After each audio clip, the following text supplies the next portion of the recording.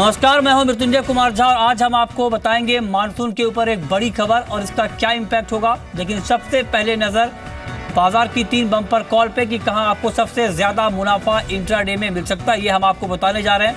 पहली कॉल है आज की क्रूड, जहां पे बाइंग की राय दी गई है 3275 पे, लक्ष्य होगा 3340 का। 3240 के स्तर पे आप स्टॉप लॉस लगाएं।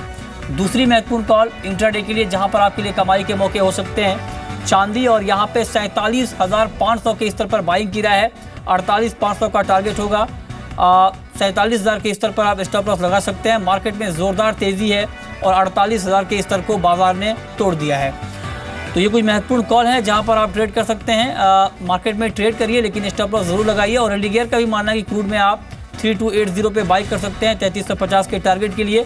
3240 के स्तर पर आप स्टॉप लॉस के साथ ट्रेड करें। ये कुछ महत्वपूर्ण कॉल जहां पर आपके लिए कमाई के मौके होंगे। बाजार में ट्रेड करिए लेकिन लेवल का ध्यान जरूर रखिए। चलिए आगे बढ़ते हैं और सबसे पहले बात कर लेते हैं अब मानसून की।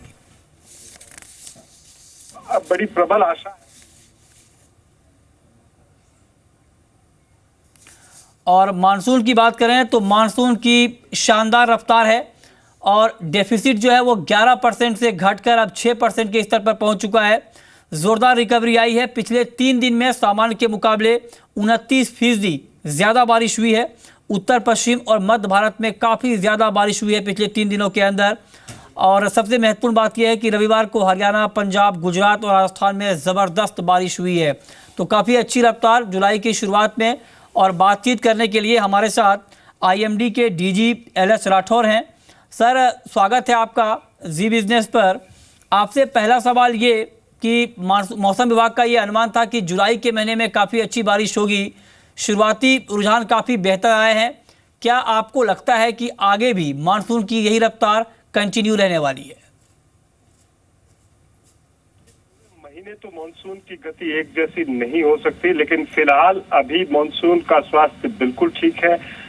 पूरे भारतवर्ष में बारिश हो रही है और अगर पूरे महीने की बात करें तो ऐसी कोई चिंता नहीं दिख पड़ती। और जो हमने अनुमान जताया था कि 107% होगी, आंकड़ा उसके आसपास ही रहने की पूरी उम्मीद है। इस वक्त मानसून लगभग भारत के अधिकांश भाग में पहुंच गया है और इसकी उत्तरी सीमा द्वारका से लगभग सौराष्ट्र और गुजरात को पार करते हुए पूर्वी राजस्थान के अजमेर और लगभग राजस्थान का भी पूर्वी हिस्सा इसने कवर कर लिया है। और आगामी 48 घंटे में और स्थिति अनुकूल है कि जो बाकी बचे हुए भाग है कच्छ के और पश्चिमी राजस्थान के, यहाँ पर भी मानसून पहुंचने की प्रबल संभावना है। चलिए, आपने काफी महत्वपूर्ण बात कही। तो ऐसे में क्या राठौर साहब ये माना जाए कि 48 घंटे के अंदर पूरे देश को मानसून कवर कर लेगा, यानी तय सीमा से करीब 10 दिन पहले? बड़ी प्रबल आशा है। और चूंकि अब जो भारत का भाग बचा है वहां पर वैसे भी बहुत ज्यादा बारिश नहीं होती है और थोड़ी बारिश के साथ में चूंकि हवाओं का जो रुख है और जो मानसून द्रोणी है वो सब अपने स्थान पर है, तो परिस्थितियां बिल्कुल अनुकूल है। तो आप कह रहे हैं कि हालात बिल्कुल अनुकूल हैं कि 48 घंटे के अंदर मानसून पूरे देश को कवर कर लेगा। आप सुन रहे हैं IMD के DG LS राठौर को। सर, आपसे आखिरी सवाल ये होगा, बहुत अच्छी बात है कि जुलाई का महीना चूंकि खरीफ की बुआई के लिए बेहद अहम माना जाता है, तो ऐसे में इस बारिश का मतलब ये है कि खरीफ की बुआई यहाँ पर बढ़ेगी। मेरा अगला सवाल आपसे ये होगा, जो खरीफ बुआई वाले एरिया हैं, जो खरीफ बुआई वाले क्षेत्र हैं, क्या उम्मीद की जाए कि इस हफ्ते या फिर अगले हफ्ते वहाँ पर काफ़ी ज़्यादा बारिश होगी और जो खरीफ की बुआई अभी तक कम दिख रही थी उसमें रफ्तार आएगी? देखिए, एक बात हमको समझनी होगी कि जब से जून के अंतिम सप्ताह से मानसून ने रफ्तार पकड़ी है, तब से जो बुआई का रकबा है वो तेजी से बढ़ रहा है। और संपूर्ण भारत में इस रकबे में खास तौर से तिलहन और दलहन की बुआई बहुत तेजी से हुई है। और अब जो क्षेत्र जिसकी आप बात कर रहे हैं, जिसमें कि मध्य भारत और पूर्वी भारत और प्रायद्वीप के क्षेत्र है, यहाँ पर भी बारिश अभी रहेगी। और अब जो इसका अधिक बारिश का केंद्र है वो पूर्वी उत्तर पूर्वी भारत, पश्चिमी तट और जो हिमालय के मध्य और पूर्वी हिमालय के क्षेत्रों में रहेगा। बहुत बहुत शुक्रिया आपका राठौर साहब हमसे जुड़ने के लिए और मानसून पर बातचीत करने के लिए। हमारे साथ अशोक मित्तल भी हैं, किसान धन के CEO हैं, एग्रीकल्चर मार्केट को क्लोजली ट्रैक करते हैं। अशोक जी, आपने सुना आईएमडी के डीजी को जो कह रहे हैं कि मानसून काफ़ी बेहतर रहने वाला है आगे भी। ऐसे में आपका अनुमान क्या है, खरीफ की बुआई यहाँ पर कितनी बढ़ सकती है और फ्यूचर प्लेटफॉर्म पर कीमतों में कितनी गिरावट आएगी एग्री कमोडिटी की? मृत्युंजय, मेरे ख्याल से काफी महत्वपूर्ण डेवलपमेंट हुआ है पिछले कुछ दिनों में, क्योंकि पहले ऐसा लग रहा था कि जो 107-109% के आसपास के अनुमान थे वो काफी धीरे थे, और ऐसा समझ के कि इस बार कमी हो सकती है। काफी सारी जो कमोडिटीज हैं जिनमें जो आपकी इस बार के साइकिल में आने वाली थी उसमें हमें रिकवरी या तेजी देखने को मिली थी। ये सोच के कि शायद उतनी बरसात नहीं आएगी तो बुआई कम रह जाएगी, लेकिन अब जैसा डेवलपमेंट हुआ है मुझे लग रहा है कि वो एक काफी पॉजिटिव इम्पैक्ट डालेगा कि चलो अच्छी बात है। मतलब जो ऑयल सीड है या सोयाबीन वगैरह है या जो दूसरी फसलें हैं, दलहन है, तिलहन है या इवन पैडी वगैरह है, उसकी फसल मेरे ख्याल से काफी अच्छी हो जाएगी। तो हमें भावों में तो डेफिनेटली थोड़ी सी करेक्शन, मतलब डाउन साइड देखने को मिल सकता है, क्योंकि अब लोगों को उम्मीद रहेगी कि रकबा काफी बढ़ेगा। लेकिन दूसरी तरफ ये भी साथ में देखना जरूरी है कि कहीं कोई क्रॉप्स में शिफ्टिंग हो रही है क्या, जैसे कि जो लो प्राइस कमोडिटीज रही हैं जिसमें किसान को अच्छा मूल्य नहीं मिला है, किसान उसको शिफ्ट करेगा दूसरी कमोडिटी में जहां में उनको लग रहा है कि अच्छा मूल्य मिलेगा। तो उसका इम्पैक्ट जो है हमें ऐसी कमोडिटी पर ही देखने को मिलेगा जहां पर कि ज्यादा फसल होगी, ज्यादा बुआई होने के चांसेस रहेंगे। तो देश के लिए और किसानों के लिए मेरे ख्याल से काफी अच्छी सिचुएशन रहेगी कि फसलें काफी रहेंगी, अच्छी रहेंगी। लेकिन इसके साथ साथ कुछ कमोडिटी जहाँ पे हमने पिछले दिनों में रिकवरी देखी थी भावों में, वहां पर वापिस वो डाउन साइड करेक्शन आ सकता है, क्योंकि इस उम्मीद में कि फसल काफी अच्छी रहेंगी इस बार। ठीक है, बहुत बहुत शुक्रिया मित्तल साहब आपका हमसे जुड़ने के लिए, इस पर बातचीत करने के लिए। हमारे साथ हरीश जी भी हैं जेआरजी वेल्थ मैनेजमेंट के, साथ ही हमारे साथ सुगंधा सचदेव हैं रिलीगर की। आप दोनों मेहमानों का भी बहुत बहुत स्वागत है कार्यक्रम में। हरीश, जो बात अभी हम कर रहे थे और आज इसका इम्पैक्ट सोयाबीन कीमतों पर दिखा है, सोयाबीन के दाम गिरे हैं, 21 रुपये नीचे है। क्या मानसून आगे बढ़ने से सोयाबीन में और गिरावट आप देख रहे हैं? सर्टेनली मृत्युंजय, और अब देखें तो लास्ट वीक में जो हिसाब से मानसून प्रोग्रेस हुआ है specially Madhya Pradesh and Maharashtra region में, तो significant impact we could see on soybean prices.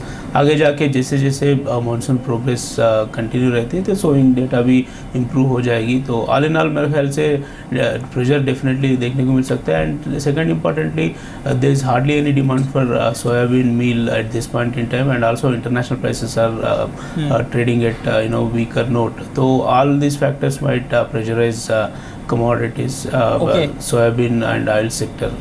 और मस्टर्ड में भी आपकी बिकवाली की सलाह होगी हरीश आज के लिए?